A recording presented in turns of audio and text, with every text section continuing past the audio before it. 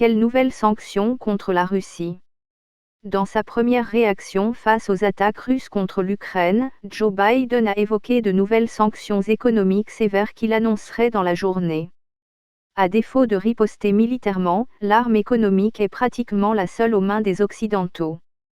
Des mesures assez douces décidées suite au discours du lundi soir de Poutine. Celui-ci annonçant l'acceptation des territoires de Donetsk et Louhansk. Les biens de plusieurs personnalités proches du Kremlin sont bloqués. Les rapports avec deux banques de développement qui financent les dépenses militaires interdites.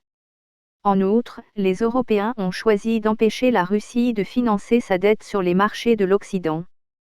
Mais si les Occidentaux choisissent d'exclure la dette russe des marchés, les investisseurs étrangers seront contraints de céder les 64 milliards de dollars de cette dette russe. Dans sa première réaction face aux attaques russes contre l'Ukraine, Joe Biden a évoqué de nouvelles sanctions économiques sévères qu'il annoncerait dans la journée. À défaut de riposter militairement, l'arme économique est pratiquement la seule aux mains des Occidentaux. Des mesures assez douces décidées suite au discours du lundi soir de Poutine. Celui-ci annonçant l'acceptation des territoires de Donetsk et Louhansk. Les biens de plusieurs personnalités proches du Kremlin sont bloqués. Les rapports avec deux banques de développement qui financent les dépenses militaires interdites. En outre, les Européens ont choisi d'empêcher la Russie de financer sa dette sur les marchés de l'Occident. Mais si les Occidentaux choisissent d'exclure la dette russe des marchés, les investisseurs étrangers seront contraints de céder les 64 milliards de dollars de cette dette russe. Washington et Bruxelles pourraient prendre des mesures beaucoup plus drastiques contre les banques. En réalité, les Alliés ont décidé d'infliger des sanctions aux banques commerciales de la Russie, en l'occurrence la Sberbank et VTB. Si ces structures ne peuvent plus se financer encore sur les marchés internationaux, elles sont alors menacées. Par conséquent, le fonctionnement de l'économie russe s'en trouve affecté.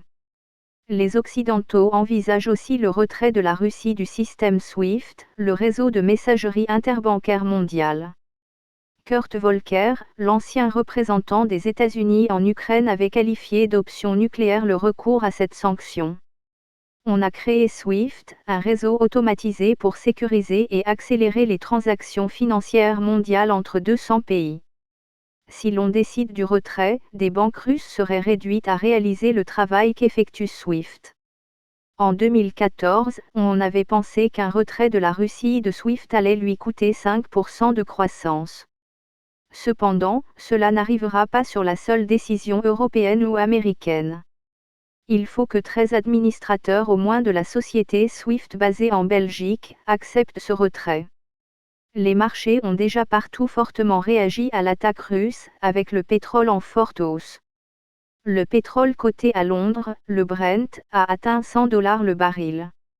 Depuis l'annonce de Vladimir Poutine, le brut américain livrable a pris 4% en avril. Pareil pour le coût du gaz puisqu'il est lié à celui du pétrole. Tout le monde a naturellement les yeux fixés sur les marchés des hydrocarbures. Si les Européens décident de négliger le gaz russe ou si Gazprom ferme le robinet, la situation empirerait. Par conséquent, ni les vendeurs ni les consommateurs n'ont cependant intérêt à une telle extrémité. Au moins 4% sur le marché du blé. On peut s'attendre également à des hausses sur le marché des céréales, dont la Russie et l'Ukraine sont des exportateurs de premier plan.